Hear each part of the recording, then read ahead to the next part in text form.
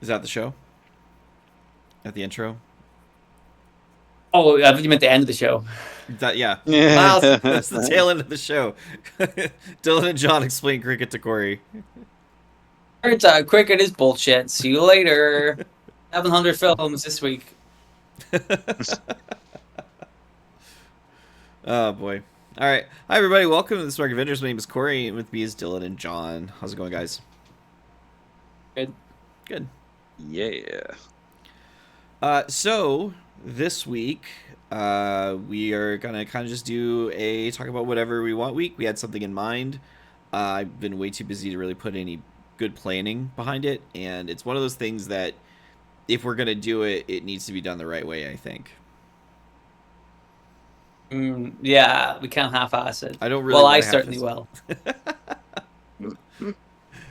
Well, so that being said, how are things going? Have you read anything new in comics these days? Anything exciting? I mean, there's been some interesting news bits. I haven't read anything yet, but as of this recording, I plan on actually going out to buy a comic. Oh yeah. Ooh. Yeah, surprising. So I don't know if this dates the show too much. If this like pulls back the curtain too much, you can cut this bit out. But this week, the first issue of that Scrooge McDuck comic comes out. So I think it's out like tomorrow. Nice. I'm not sure. It's out sometime this week. So like I'm gonna go up to the big city on Saturday to see if I can find a copy, because how could I not buy a copy of a Scrooge McDuck comic in 2025? You know, that's amazing. So I haven't been reading a whole lot of comics, but I actually, for once in my life, plan to go out and buy a new comic. I'm gonna You know? pull up the app that I use to track my comic purchases. Yep, Uncle Scrooge, Earth Mightiest Duck, issue number 1, out this week. Yes, Very nice. he's a mighty duck. There's like Donald So Duck how is could frozen in carbonite behind him on the cover, but the carbonite's gold. excellent. Can you see that? Yeah. Well, that Kind of. I think I've seen that cover. There was one of the covers looked really cool. I don't know if it was that one. It had like a bunch of like variant covers. I wonder if I can get them. It would be neat. We actually looked at the variant covers in an episode that got lost to time. Yeah. Yeah, basically I found out there's a cutoff point when we share screens and record on screen sharing that shit just breaks down. So, like, Yeah. if you watched our watch along for the Roger Corman Fantastic Four, you'll notice that we do not come back on camera after the movie ends because it was just nothing but still frames that would change every, like, 45 seconds. So it would be like, Yeah. and then someone's mouth would be open. Which is stark contrast from what this podcast normally is. Right. We're well known for our fluid movements. We are certainly. We're very active people. So we had done an episode where me and Corey looked at, I think it was the new comics that were coming out in August, wasn't it? It was, I think it was August solicitations. August. And we spent a lot of time like going through all those covers with a fine tooth comb. We were very, very, very strict about it, and then the episode didn't work. We had to throw it away. Which is like, But there were like, to our credit, I think it's only happened about 4 or 5 times in the year and a half we've been doing this, which isn't Yeah. bad. well, the thing is, like that stuff used to happen. Like John, whenever we would do our show, Smart Avenger. No, that's the show we're doing now. What was it? Wrestling doesn't make sense. Wrestling doesn't make sense. There was a couple of times where like I would listen to the audio back and like it's fucked. Like it's just straight fucked. Like I don't know what Yeah. or how or why, but there was a couple of times we had to record an episode over again, and there was a couple of times we were like, just fuck it, like it's dead. Do you think it We'll was never get that magic. It's Do gone. you think it was a Skype thing? Yes, there was some issue with it sometimes where like it would just corrupt the audio, Yeah. and it was just unfixable. And I know there was some. I don't know if it was like a pay-per-view review. I think we did one of them over again, but there was some other episodes where it was just like general, we're talking about Goldust or whatever. And I'm like, oh, it's just fucked. Like, I don't know if it can be ours. It's all right if we've like got notes or whatever. But sometimes we would do Mm, ones that we're just like today where we're just making stuff up. We're just chatting and spinning into wrestling show talk. And if you lose one of them, you're like, well, it's gone. That's it. Yeah. You know, we can't do it again. It's yeah. lost. That happened a couple of times, and we were doing that show for like 4 years, right? I Mm-hmm. think so.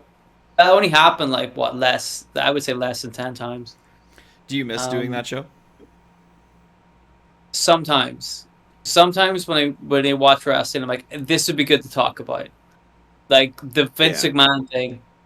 I think that was number one for me. Is that when the Vince McMahon thing came out, I'm like, we could have made like 3 episodes with this. We could have just had a fucking field day because that was one of the things we would talk about on the show. That was like a recurring theme. Was that we would talk about? John used to say if the show would be better if Vince McMahon died. Yeah. He came And close. He was in then, that car accident recently. which was his own fault. Of But course it what was. happened was Vince McMahon left, and then the show did get good. And then Vince Yeah. McMahon came back, and the show got bad. And then Vince McMahon left again, and the show got good. And we're like, well, John was right. I That knew it. happened. And that would have been vindicating to like do an episode on that because we would have been like, we were right, like fucking 4 years ago, we got it right. And there was a bunch of other stuff where we would get stuff right, and it would be nice to go, well, we told you so, you know. Well, we, not just yeah, that though, but like towards the end of doing the show, like we were just super negative about everything because yeah, like it just sucked. modern wrestling sucked at that point, It and was so there bad. wasn't a lot to get excited about. But then, things have obviously changed on that front, and Mm. uh, you know, it would have been nice, I think, to be able to talk about like stuff that's happened in like a positive light for once and get back to that sort of positivity again. But hey ho, Yes, it's that's why we it's done and stopped. dusted. The reason we stopped was because it was just both of us were like, this sucks. Like the show is so negative, and but Mm, wrestling at the same time was so fucking awful. This was Yeah, like we sat through the whole pandemic and we reviewed everything in the pandemic. that's We were like, rough. this fucking sucks. And then 2021 came around and we're like, it still sucks. Again, this isn't a wrestling podcast. Yeah, we're in dangerous uh, territory here. we'll scale back a tiny bit. We'll go into the world of Spider-Man because you guys are big Spider-Man readers. A big spoiler regarding Venom hit the internet not that long ago. It's about a month old now, but at the time this is breaking news. Do you care to know what that spoiler is, John and Dylan? I think we might have already talked about it. Sure. I think we did. So it's what I a think we're talking, yeah. Mary Jane has broken up Oh, with Paul. Peter Parker is okay, yeah, Spider-Man. yeah. So yes, Is that controversial? Mary Jane has broken up with Paul, and Peter Parker has spurned her advances. Because he's a fucking Well, idiot. hang on. Was it advances or was it just her? Because the way I heard it was Aunt May is worried that Peter's on drugs because he's like always disappearing and then showing up with bruises and flimsy excuses and stuff. And so she asked Mary Jane to just check in on Peter, and then Mary Jane figured, well, I'll use this as an opportunity to kind of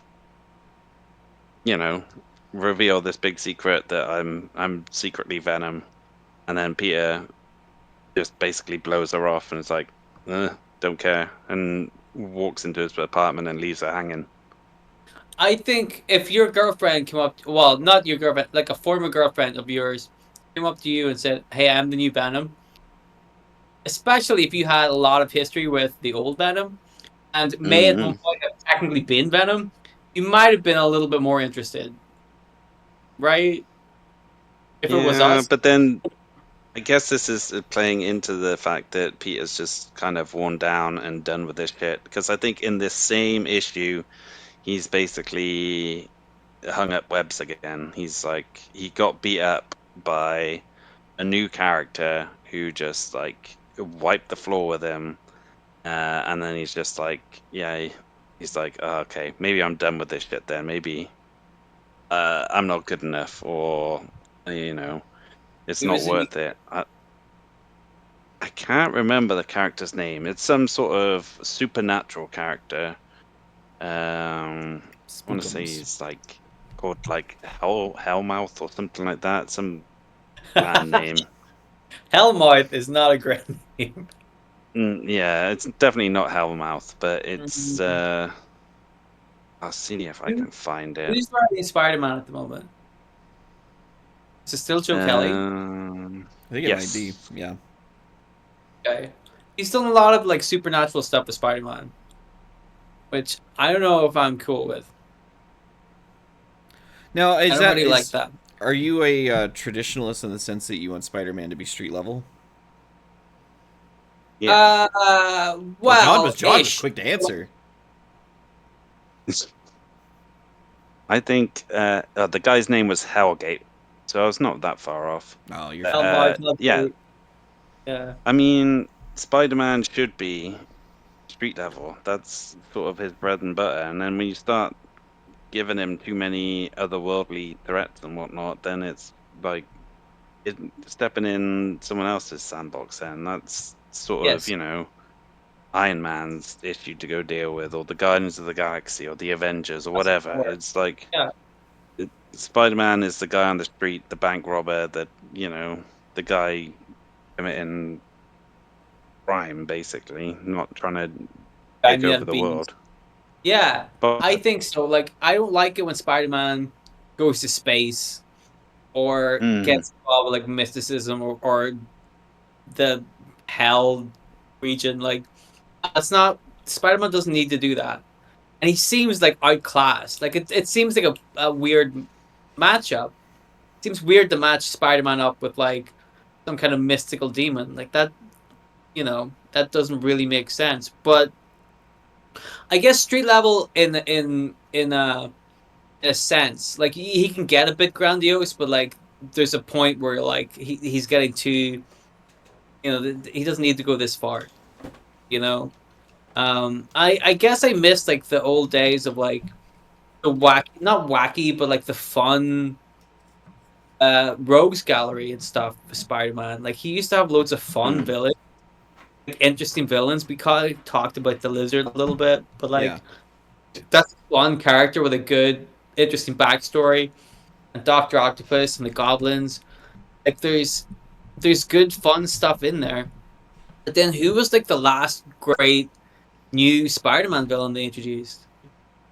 You know what I mean? Hellmouth. yeah, it's a good You're question. probably talking about Moreland, and that's 20 years old. Like there really And hasn't. I didn't like Morlan as well. So there you go. I like Yeah. Moreland when he started.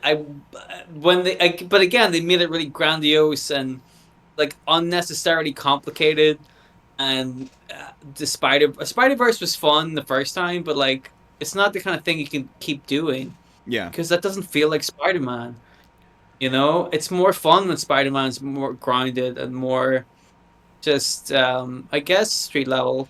You know, it's Mm, not the same kind of character, Well, they and I think that's pulling off of Spider Man for a long time because in Marvel comics in general, they've done a big push to make everything bigger and crazier and more grandiose, and the storylines are bigger and more bombastic and yada yada. And they don't really have time for like the more simplistic and straightforward and grounded and stories like that Spider Man used to be really good at. They don't do that anymore. Everything has to have some kind of bombasticness to it or grandiosity, and I don't think you need that with Spider-Man. You can just have him, like John said, just punch a bank robber in the face. Like if I was writing Spider-Man, I would do a lot to just reverse all of that. I would just make him, well, that's kind of he like used to go up and shit, well, I mean and now he's that's fighting aliens. I mean, that's kind of what's going on with the movies, right?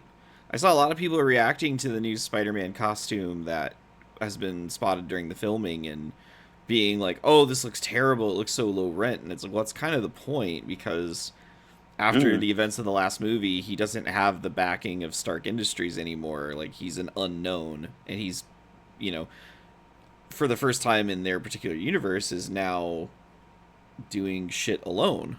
Doesn't have the money, doesn't have the Mm-hmm. backing, doesn't have the tech. He's just a guy doing it. He Right. actually looks like Spider-Man as well. He looks like Spider-Man. Took 5 movies You to know. get there, but by God, we got there. But also, like, by that point, he's got all the experience, but he's still a kid. He doesn't know anything about making his own costume. And like you said, he had a lot of stuff handed to him. So he's Spider-Man because he's got the experience of being Spider-Man. But when you see him like putting his costume together and stuff, you remember he's still just a kid, you know, and it Mm. works. That's part of why I think those Spider-Man films have worked so well. Is that Tom Holland has that baby face, like he's just a little baby Peter Parker, kind of like, which is what they keep trying to bring back in the comics, and they can never do Yeah. it right because they don't get the balance right. They want Well, this like everyman. They want everyman Peter Parker that goes and fights demons from hell and fucking whatever. Like, well, what are we doing? well, do you think it's like they Mm. keep wanting to go back to this like young I don't want to say carefree, but like stripped of like obligation Spider-Man? Like that's why they broke up the marriage in the first place and Well, they why he always wanted that. well, yeah, Yeah. that's the thing is like it's you can't put the genie back in the bottle. You know, like you have so many years of that being a thing. Like Peter's, married to Mary Jane. They're in a very committed, loving relationship. She knows that he's Spider-Man. Like you can't just take that away. When DC tried it with the New 52 and ultimately it had to be reversed because it was succeeding at first because it was new and shocking, but then it just gave up because like that was one of the big changes was Lois and Clark had been together for years at that point, and one of the big first things they did in the New 52 is they weren't a couple anymore and they put Superman with Wonder Woman instead. Ew. But that's why the Clone Saga happened, was because in their heads they were like, okay, Peter Parker's become too, he's mixed up with too many things. He's got married. He's got all this stuff's going on. It's too much. What we're gonna do is we'll do this Clone Saga bit where the real Peter Parker turns up, and the Peter Parker you've seen for the last couple of years, who's got so convoluted and tied up with stuff we don't like, we'll just say that was the old clone version, and then we'll cut him out of the comic and focus on the other Peter Parker we've just seen, and just start it fresh. That was the idea behind the Clone Saga, and then they fucked it. They royally fucked it, ironically making it more convoluted than Peter Parker had been up to that point. Mm. But that was the idea. They were like, we're gonna do a fresh start, and the way we're gonna do it is just use this clone Peter Parker as the real Peter Parker, and the one you've seen who has a very convoluted storyline, it was the fake Peter Parker, so it doesn't count. We can start up fresh again. There's been like what year did he debut? 62, something like that. It's been a So while. there's been, like over 60 years worth of Spider-Man comics. And even going by like the sliding kind of scale of time in Marvel comics, like he can't stay young forever. Like he's been through too much, had too many adventures, too many like triumphs and tragedies. Like it's only natural for him to kind of, get older and kind of evolve that way. Yeah. So to try and stifle that just seems like, I don't know, it's not natural in a way. Like you see other characters who've had kids in the comics and got married and had relationships. It hasn't had an adverse effect on like Luke Cage and Jessica Jones or Oh, Mr. Fantastic and the Invisible Woman. Like, you know, it's just like a natural part of life. And I mean, if anything, Luke Cage has probably gone on to like be bigger than he was, right? Yeah, Luke Cage, yeah.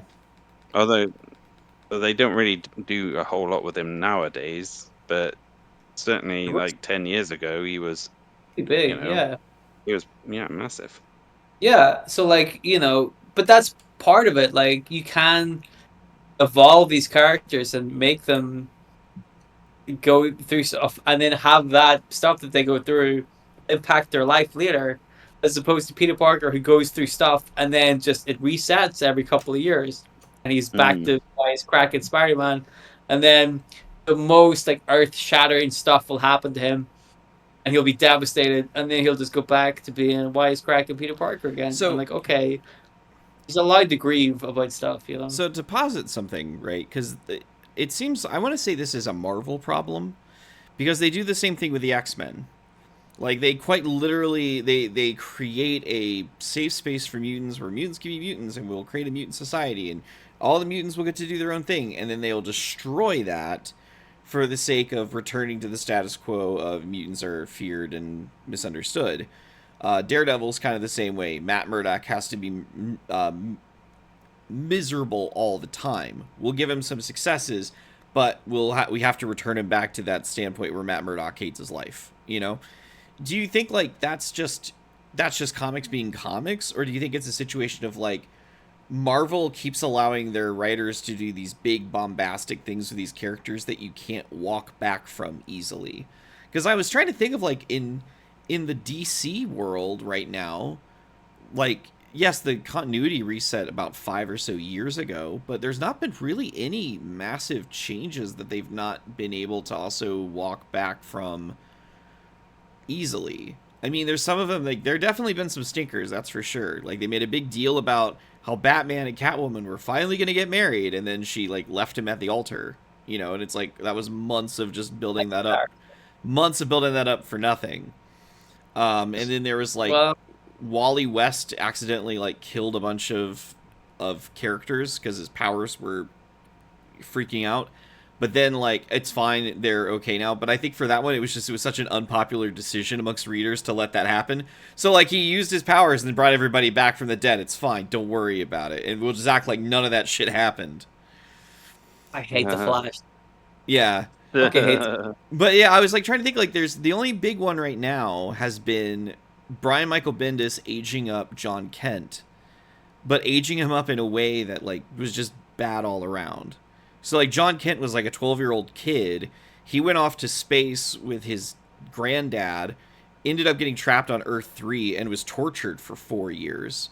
Comes back after only being away from his parents for like 10 minutes and suddenly he's 16 years old. But so like they've not managed to walk that one back yet. But what they did do is Brian Michael Bendis acted like trauma wasn't a thing, and like oh he's just happy to be home. He doesn't care that he was spent 4 years in captivity. But yeah, I think do you think it's just Marvel needs to pull the reins back on their writers and be like, hey, quit fucking doing this big stuff because we got to put the toys back in the toy box. well, I think Mm. in I would say with the Krakoa thing, I think that was always going to be the end game anyway. Like I feel like the X-Men do this every couple of years where they have a big thing and then it just resets anyway. Like Utopia. Yeah.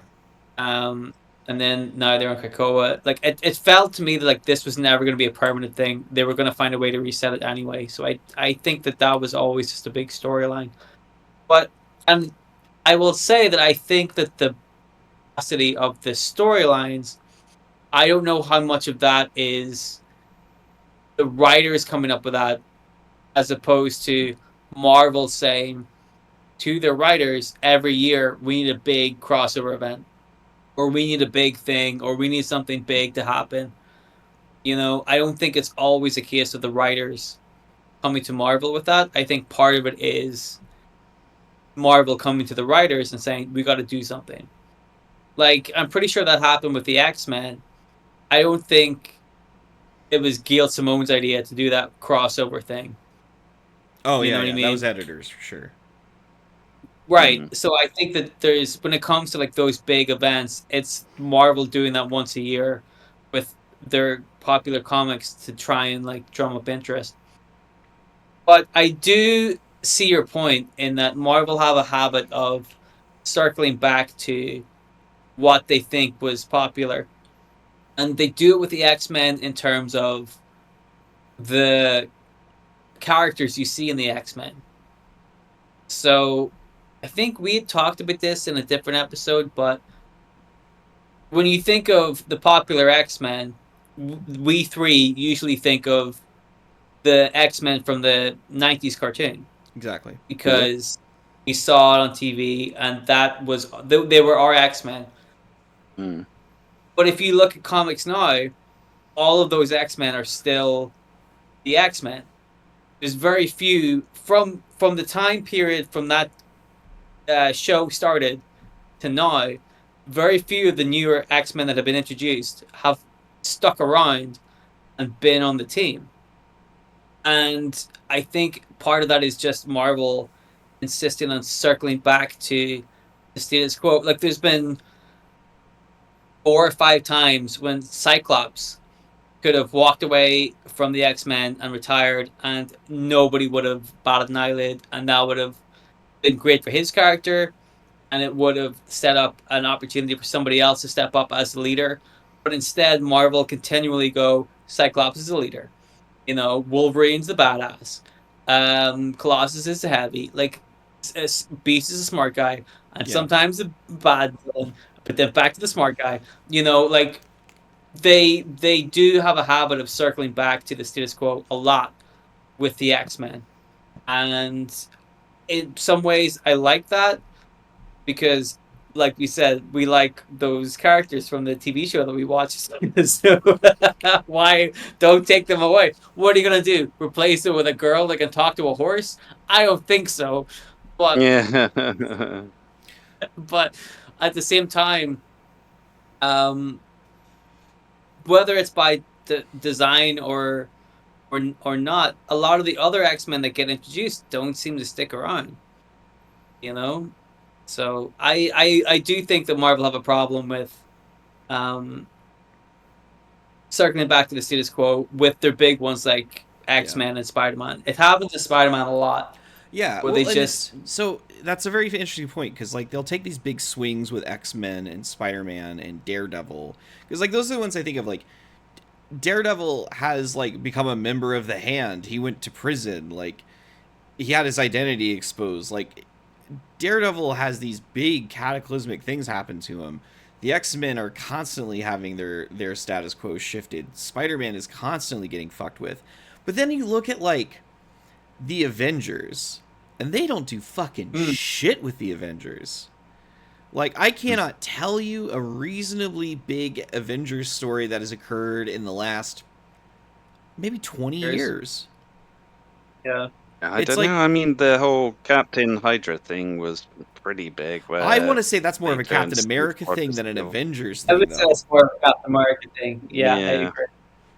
But I But thought that also, too. I thought that too, and I was like, I that wasn't like a massive status quo shift for the whole Avengers.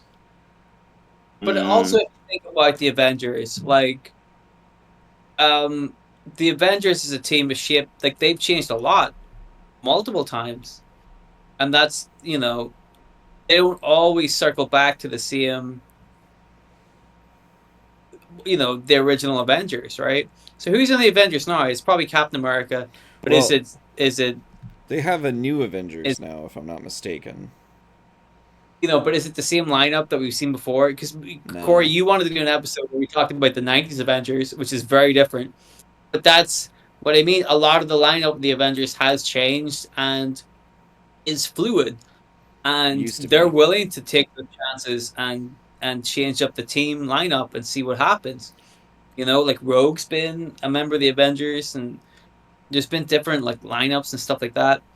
They perhaps because they're not taking as many risks storyline wise, they're able to make more creative choices like their lineup changing and people not So worrying too much about it. I think the Avengers lineup right now, like it's Black Panther, Captain Marvel, Vision, and Iron Man are members of that big group. Um, there's a new Avengers lineup right now as well, and that one was a book that was pitched as Thunderbolts, but then last second they T changed the name because they wanted to make it seem like the movie. And that one's got Mhm. more of the kind of oddball lineup because it's like Laura Kinney, Wolverine, Scar. Well, no, it's not Scar. Namor, Clea, Winter Soldier, Black Widow, Carnage is a member of that one. The Eddie Brock Carnage. But see, that's exactly what I'm saying. Like, they'll take big swings with certain characters, but they always kind of weirdly, in some instances, will just always bring it back. Like, how many times has Doctor Strange lost the title of Sorcerer Supreme? Oh, Twice. just in the last 20 years, it feels like it's been a bunch of times. It's been a bit, yeah. And, like currently he doesn't have it. That's like Doom has it. And that's another big thing, this big one world under Doom thing. Inevitably, unless like Doctor Doom is like taken off of the board for like 10 years, like how are you just going to go back to status quo with Doctor Doom after he's done this the whole deal? And it's like this is also happening at the same time, or it's ending around the same time as like the Age of Revelation and X-Men's going on. So it's like these really big sweeping event things, and I think it's really what's kind of turned me off of reading a lot of Marvel. Like I'm down to one Marvel book right now. Scrooge McDuck. I'll be up to two Marvel books from now on. Yeah. Honestly, Okay, Dylan, let's see. I will grab the first issue of that this week. We can compare notes. Yeah, we'll be in this together. We'll be like Thelma and Louise. Our next episode. Wait, we gotta jump off a cliff. We're gonna drive off a cliff. John's gonna Our be the next Brad episode- Pitt to our Susan Sarandon. John's the car. John's a car. He's all, We're riding piggyback. yeah, John. We're gonna have to get inside you. I don't think that's a problem, is it? Just open up your chest cavity and we'll pop in. We cut that one out if you want. Put that one on my blooper reel. The blooper reel. John, John, you're gonna have to get a copy of Scrooge McDuck as well, so we can do an episode where we all talk about Scrooge McDuck. Okay, well, I'll see what I can do. Don't sound too excited. Yeah. I'll see what I can do is always the most passive aggressive way of going, nah, I'm not gonna do that. I'm not doing it. I'm not fucking doing that. Come on, how much could a comic possibly cost? I think it's like $5. Yeah, that's another thing is the price point is real rough these days. I remember about 10 years or so ago, DC had this ad campaign calling keeping the line at $2.99, where it was like they would not charge more than $3 on a comic, and I think they're now at $4.99, $5.99. $5.99. Yep. So six. You could get like 2.5 comics for the price of like a pack of sausages. Yeah. No, that's 2 packs of sausages. Actually it's about equivalent now because 1 pack of sausages is like 1 comic. So you got to make these hard decisions. Am I going to read a comic book or am I going to have 5 sausages? This is another thing. Like, why do you over here sausages come in packs of 8? Because they know if you buy sausages, you want lots of sausages. You're gonna eat sausages. You can eat that no problem, no time at all. 4 sausages, not enough sausages. What if somebody else wants a sausage? Yeah. Too late. I've already 4 sausages. And see, I'm happy. I'm happy we worked that in there. I'm very proud of you for that. Hey, I've been waiting. What's my time? looking for a gap. I can always do it. Oh. Anyway, to get back to what we were talking about. Yes. I kind of agree. Like, I haven't really been reading a lot of comics recently, just because I just don't like the bombacity of a lot of the recent Marvel stuff. Yeah. I just don't, especially with Spider-Man. Like X-Men, you can get because they have history of going to space and fucking around with that, and like meeting with demons. There's like sorcerer X-Men and stuff. That's fine. But with Spider-Man, it always turns me off when it gets too there's a point where it'll get too silly. And I know that when Joe Kelly was doing his run, he had this whole thing with Ben Riley, and then he dies a billion times, and there's some kind of demon that comes back from hell Yeah. and comes up, and and then the Goblin Queen is involved, and I'm like, what does any of this have to do with Spider-Man? And I like Joe Kelly. I think he's a great writer. His Deadpool run was really good. And I was really excited to see him on Spider-Man because I'm like, his Deadpool run was good and was funny. Spider-Man's a funny character. He can do well with this, but just all this stuff, it was just not my bag at all.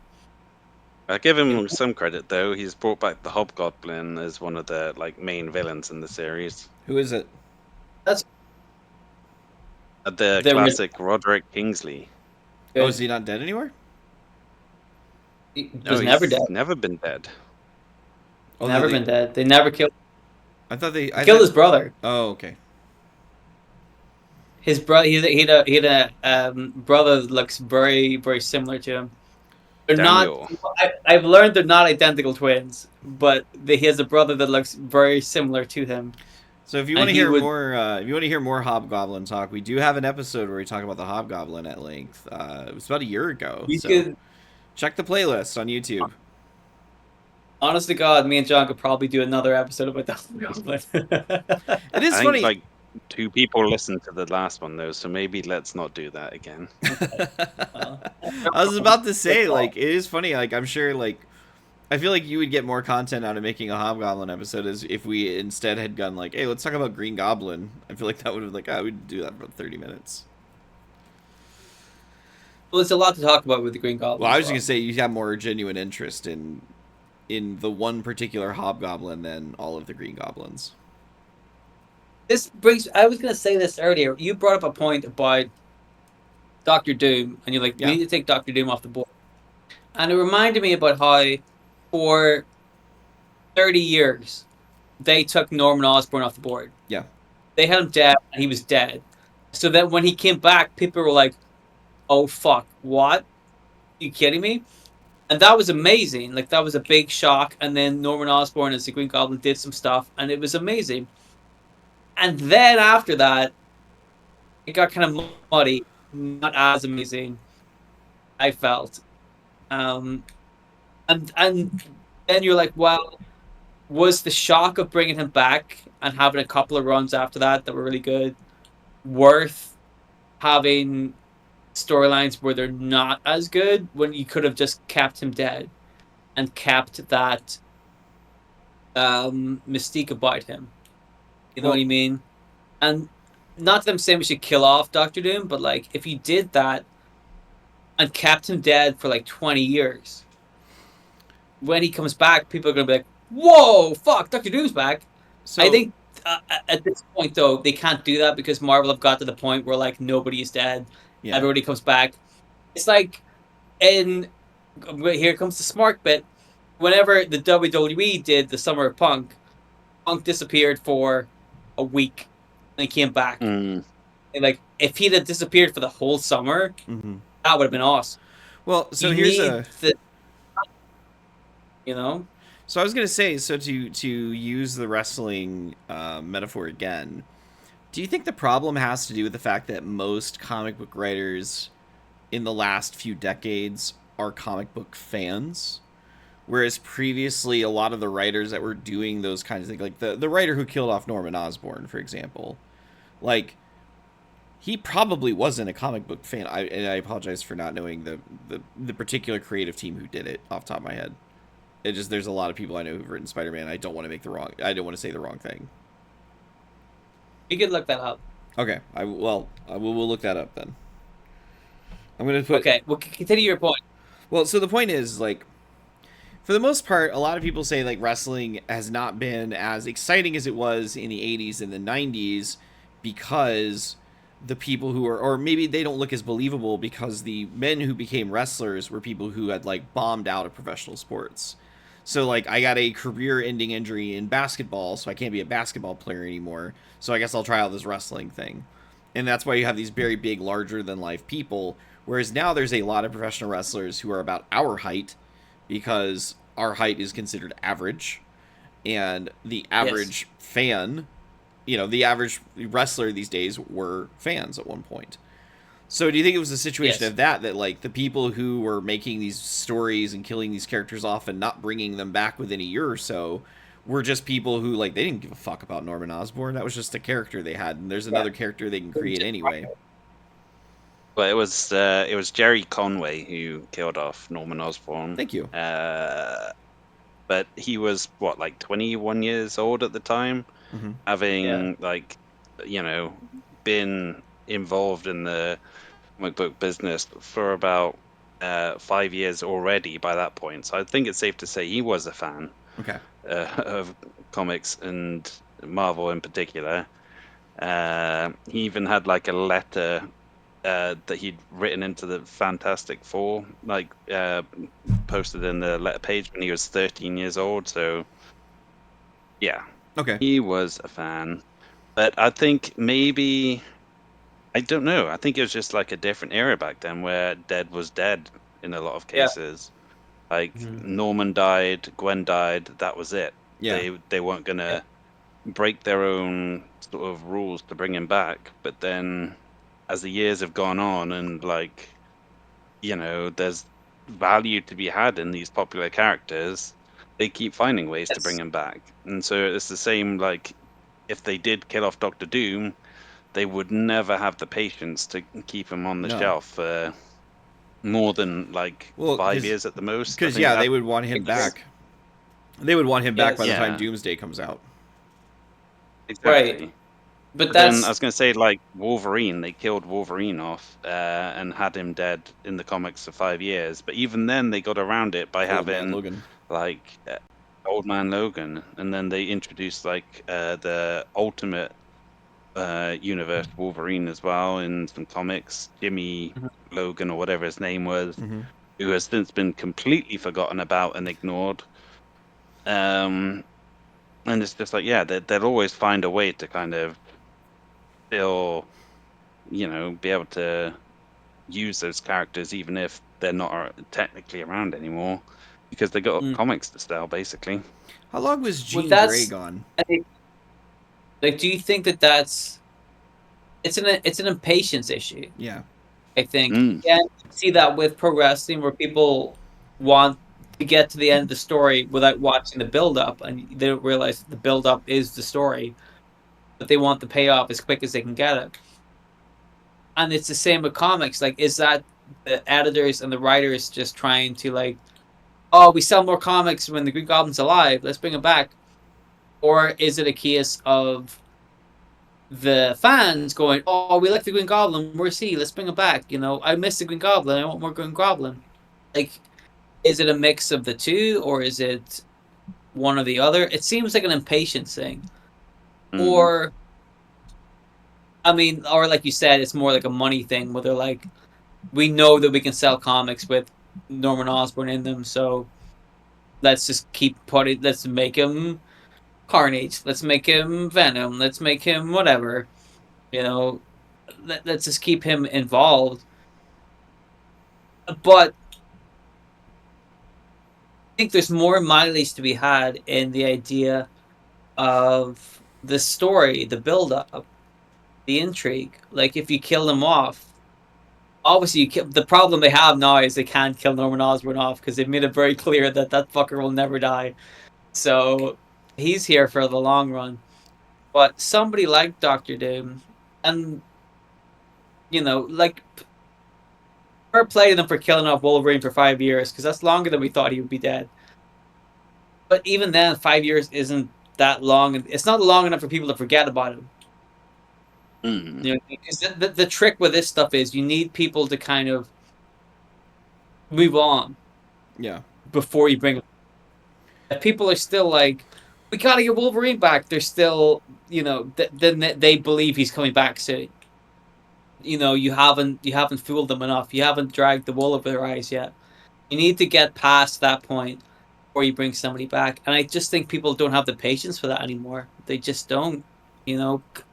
Culture has moved on. We've seen it with pro wrestling. We've seen it with other stuff. We see it with Netflix.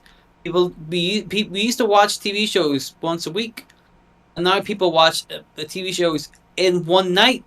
Yeah. They'll just sit and watch it all on Netflix. I But actually had dude, that they've no. conversation with someone because they were upset that they loaded only half of the season of Wednesday and not the whole thing. I'm like, man, do you remember back when you would just have to watch it week by week? You watched it when somebody else told you when to watch it. Yeah. You didn't get a choice. Friday, yeah, You Friday, watched 8 it. o'clock. If you wanted to Okay, watch it, that's when you were there. this day at this time, and if you don't watch it, either it gets repeated later on in the week or you're fucked. You missed it. That's why we used to have tape recorders, you know? I think it's just a culture that everybody's so impatient and they want everything like immediately. And I don't know if that's because they've been given everything immediately or if people are just um, becoming more and more impatient as a society. But you see it in comics a lot, I think. I think that's a problem. Is that people just want stuff, you know? And I also think, and this is a wrestling thing as well, I think that people, the creatives, the writers, take too much stake in the fans' opinions. You know, they listen to that too much. They go, oh, they want this guy, so we should put this guy in it. Because I think that you, as a creative, can't rely 100% on what the audience wants from you. You have to give the audience what you think they want. I think that's a really important thing. And I think that that is maybe disappearing in just all of popular culture these days. People aren't being surprised anymore. They're being given what executives think the people want and what the people seem to be crying for. But I think, in terms of like popular culture, people don't know what they want till they get it. You know, like if you go back 20 years from now, 20 years ago, would you have said that society was clamoring for a show like Game of Thrones? You know, they weren't. Yeah. You Mhm. gave them a show like Game of Thrones, and then they loved it, and they wanted more Game of Thrones. But the creatives had to make that choice first to give the people that, and then the people made that decision. See, with Breaking Bad, if you went back to the year 2000 and go, do you want to see a show where the cunt from Malcolm in the Middle is doing drugs in a caravan in the desert? You'd be like, no, what the fuck are you talking about? I don't want to see that show. But then they made that show, and it was amazing. People were like, we want more shows like Breaking Bad. And I think that's part of the problem too, is that people are getting behind in creative when they should be getting ahead. You know, I think they're it comes they're down trying. to nostalgia a lot of the time as well. Like Yes, we're in such a heavy like nostalgia like influence era right now. Like if you look at some of the movies that come out, it's all sort of familiar IP and stuff, which people are already kind of invested in.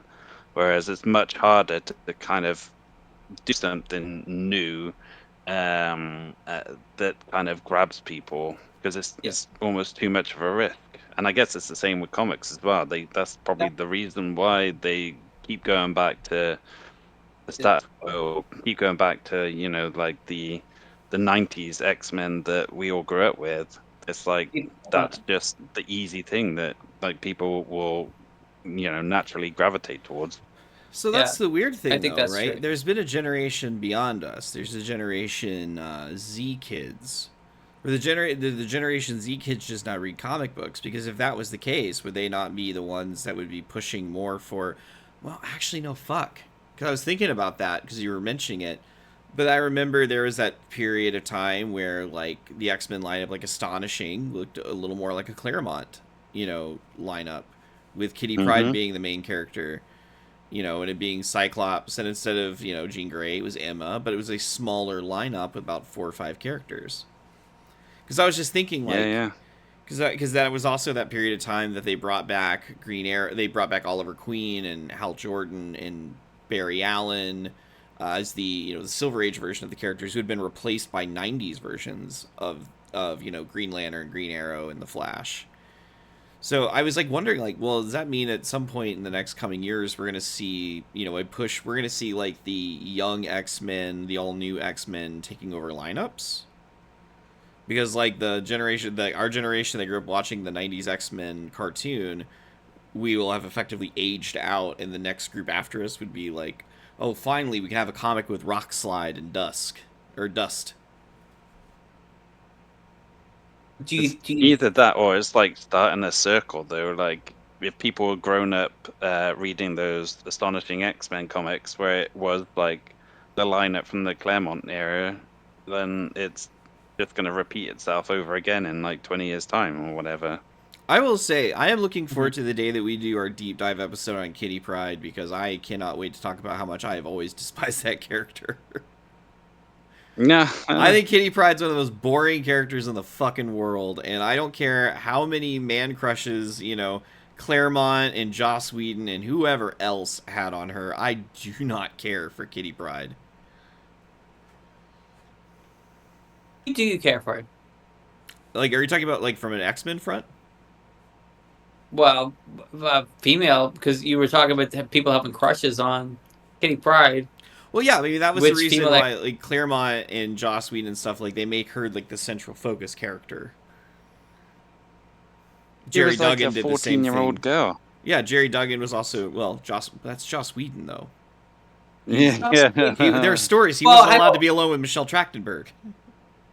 Listen, I don't want to defend what you just said because that's going to make me look really bad right now.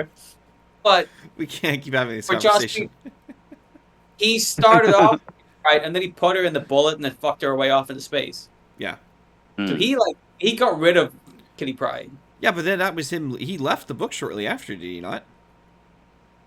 Yeah, Yes. yeah. That could be a sign he of was him, a- like, not trusting Marvel not to fuck with her after he left. He got rid of Kitty Pryde for a long time. She was away for a while Yeah, because of him. But yeah, that's what I'm saying is that sounds like. So, for example, like, right, James Robinson wrote Jack Knight's Starman, and part of, like, his work with Starman was he has an agreement with DC. They will never use that character again unless he gives them permission to. I wonder if there was a period of time where that was kind of the same deal with Kitty Pryde. The Joss Whedon was like, hey, don't bring her back. Maybe I'll come back and do that for you. I don't believe that. I don't understand He the didn't point you're create her. trying to make that, like, you're defending Joss Whedon's use of Kitty Pryde and that he didn't favor her because he effectively removed her from the book at the end. Because to me, that reads as, I don't trust anyone else to write Kitty Pryde aside from me, so I'm going to take her off the board until I decide I want to come back. Okay, because to me it says, here's Kitty Pryde. I'm just gonna get rid of her, and then she's not here anymore. But he got She rid of won't her be a after factor. making her the main character on the book for like, how many years? Was she the main character in the book? She absolutely was the main character of Astonishing. She was a very big part of it, yeah. Okay, I didn't read the whole run. I read the okay. first two. I read what was the first one? Was it Danger? Yeah, I think it was, well, Danger was definitely one of the first ones, yes. I know I read Danger, so I read whatever the first run, and I think I read the second run. But I don't remember Kitty Pryde being like fucking big boss, whatever. Well, it wasn't. Anyway, whatever. Well, I also had a problem with her beating up Emma Frost in a fight. I understand she got the jump on her and everything, but high level telepath and also could turn into a diamond. It just felt a little, scuffed. That I can agree with. Yes, I think Emma Frost as a character is a much more interesting and better written and more fun character than Kitty Pryde. But to go back to your Kitty question, also did get trained as a ninja by Wolverine. So of maybe course that's she how did, Well- because of Claremont. Wolverine trained all of his young proteges to be ninjas, so that's not, Certainly does. But yeah. What I mean is, like, so to answer your question, like, female character X-Men wise, Emma Frost, Magic, Psylocke. And I'll be specific. I prefer the Quanon version of Psylocke. I'm not a big Betsy Braddock fan. Okay. I like Jubilee, but Jubilee's good sparingly. You don't want to use too much of her. Rogue. Yes, I would have said Rogue, or I would have said Psylocke, but the Quantum version, not the Betsy Braddock version. Yeah. I agree with you on those two. Okay. Or Storm. Storm. Yeah, I'll I've give. been, Yeah, I've I become enjoy a Storm. big fan of Storm. Storm and Rogue, I think, are great, like female characters that are well written. Not a Jean Grey They're person. really good. Huh? I'm not a Jean Grey person. Jean Grey. It depends from writer to writer. Yeah. I think A lot of that I will she's say never. absolutely has to come from the animated series, where for the longest time her Yes, characterization is she gets a headache and yells out Scott's name and passes out. That happened a she. lot. There were two things that I remember from. No, you know what? There were three things I remember from the animated series. One was Cable would like come back in time and do something, then go back forward in time and goes, Nothing changed. My son is still dead." All the time. Yeah. The second thing was Bishop. Like when he would go through time, he would like fall through like a big swirly portal. Yeah. Do you remember that? Right, every time. And the third thing I remember is that like every single episode, Jean Grey would use her powers sparingly, and then go, I got a headache. And I'm like, she doesn't seem cool, man. She seems like a real boss. They really did her. They did her a disservice, I think, for sure. Because if you read the comics, she's the exact opposite. She's Yeah. the most fucking powerful telepath in the world. And in the TV show, she couldn't do a fucking thing. And I think that's because the writers of the TV show were like, if we make Jean Grey be the most powerful telepath in the world, she'll just fix all the problems immediately by being the most powerful telepath in the world. It also That's makes the end of that Xavier look episode. like a weirdo because he's just also there. It's like I can do what you can do, but not quite as good. Yeah, like she would just like whatever the problem is, she would fix it because she's the most amazing telepath. So they had to like weaken her somehow to make her like on the same level as all of the other peons in the X-Men. Um, but that's like one of the things I remember the most. Is like every episode, oh my head. I'm like, oh, you've done this for years, dude. John, what are your Jean Grey Did thoughts? you ever see the I was gonna say, did you ever see the Tumblr by an artist called Max Yes. Wittert, I think, where he or she, I'm not sure their pronouns, but they drew like all these little comics where Jean was like using her powers really like sort of passive aggressively and just like an absolute bitch like the whole time and fucking with people, and they were so funny. Like I highly recommend checking them out. They're still on Tumblr. Okay. What's it called? But yeah, Hold on, I'll link. I'll so put one in our group chat. Oh yeah. yeah. Perfect. But yeah, there's like a whole bunch of them where she's just like really fucking with Scott and making him like go to the the fridge to get like a can of beer or something because she's got a headache, or she's getting like some premonition of like, oh, the Shiara are coming. Oh, please get me a beer. Scott's like, Yeah. it's just over there. Okay. But yeah, It's it's good fun. you got that comic really quick. I'm familiar with it for sure. They're really funny. Okay. You have it saved? No, I just knew what to look for. Right. Well, yeah, that was pretty good. I was gonna say, like, I mean, that sounds like we should probably knock this one on the head before we go any longer. We've been on for at least an hour, right? Yeah. I mean, we can keep going Do we and have cut any the wrestling closing talk out, but you know. Well, do we have any closing thoughts on whatever the fuck we talked about today? We should kill off Doctor Doom. I think maybe like, and I think this is for both comic companies. Everyone would benefit if just for 2 years, you just let the writers write stories and not have to worry about giant event books or earth-shattering, know, changes. Just let the characters exist so that when you do these things, they mean more. Because I reckon that's what this also I think is a real. It ties into the Clone Saga as well. Was that like they were about to end the Clone Saga, and then they got a new editor who was working on the X-Men books, and the editor said, "Hey man, I know you want to end the Clone Saga, but I'm about to do this big multi universe Onslaught book, so I don't want that to tie in with the same end as the Clone Saga. So can you like extend your thing for like 6 months? And the Spider-Man guys were like, "We've been working on this for 2 years. Yeah. Why can we do it for another 6 months?"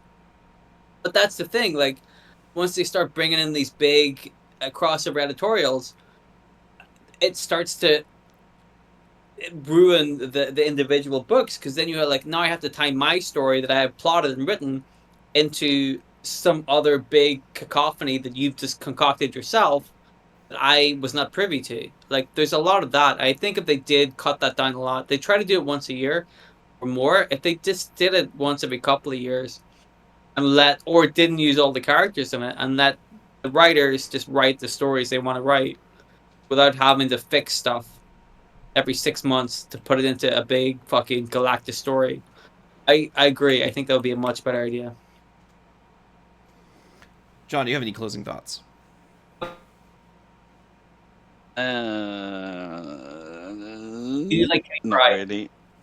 You have any I mean, opinion? I do. I like Kitty Pryde.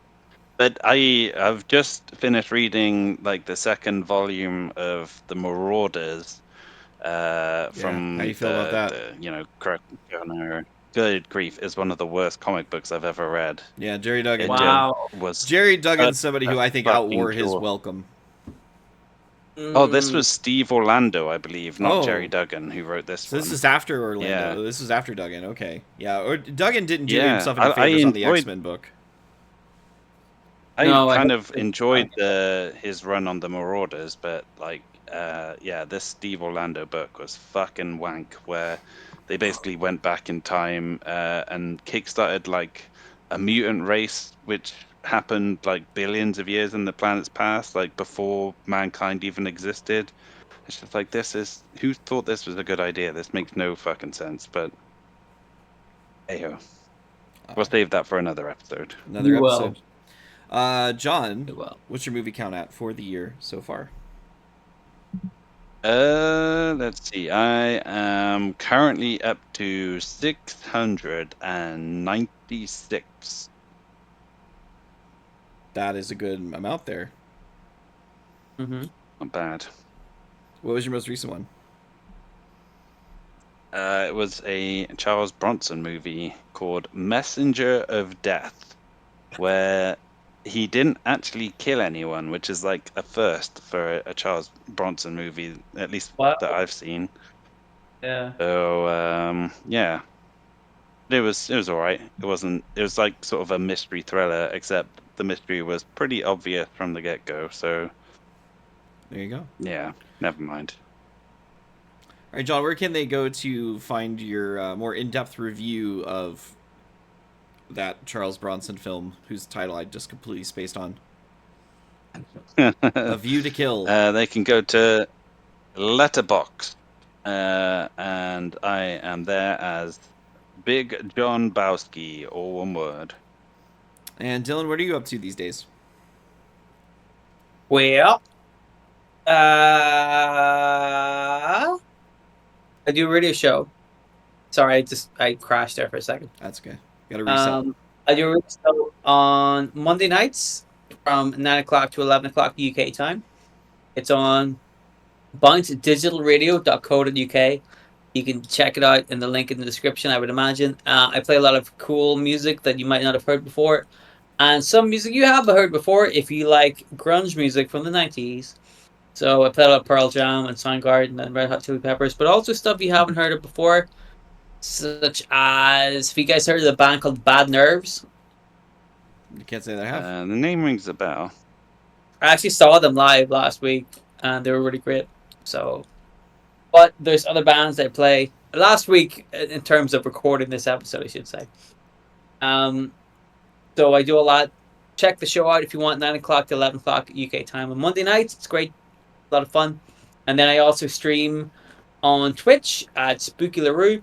It's a lot of art stuff, so I draw animations and stuff and try to finish animations. It takes a long time. That's why I stream it, so you can see how painstakingly long the animation process is. And sometimes I draw our thumbnails on the live as well. So that's something to look forward to. Yeah, I don't know if we've ever established. I mean, I think we've talked about it a little bit. I don't know if we've ever formally established all the thumbnails are designed by you. Yeah, well, yeah, But there it yeah. is. Do you? Okay, here's the thing. You can cut this bit out if you want. Like a few weeks ago, Mr. Beast did this thing where he had this new AI technology where like you could go to other people's thumbnails and put the link into this AI thing, and then give us some prompts, and it would try to copy the AI would copy a version of that artist's thumbnails for you. Okay. And I thought, hey, wouldn't it be really funny if this AI computer copied my shitty drawings as thumbnails? So I put our address into the thing, and it didn't recognize it. So I'm like, did I break the Mr. Beast AI thing? It just couldn't. It just refused to copy our thumbnail. So I'm like, that's anti AI software. Nobody can copy us. There you go. It's unique. There you go. So I think the one thing you can say about the thumbnails is they're unique. They are certainly unique, and that's why we love them so much. As for me, I Yeah. have another show called Large Old Cup. I have another thing I'm working on that you might hear more about in the future. We'll see. But until next time, we will see you guys later. Goodbye. Goodbye. Bye-bye.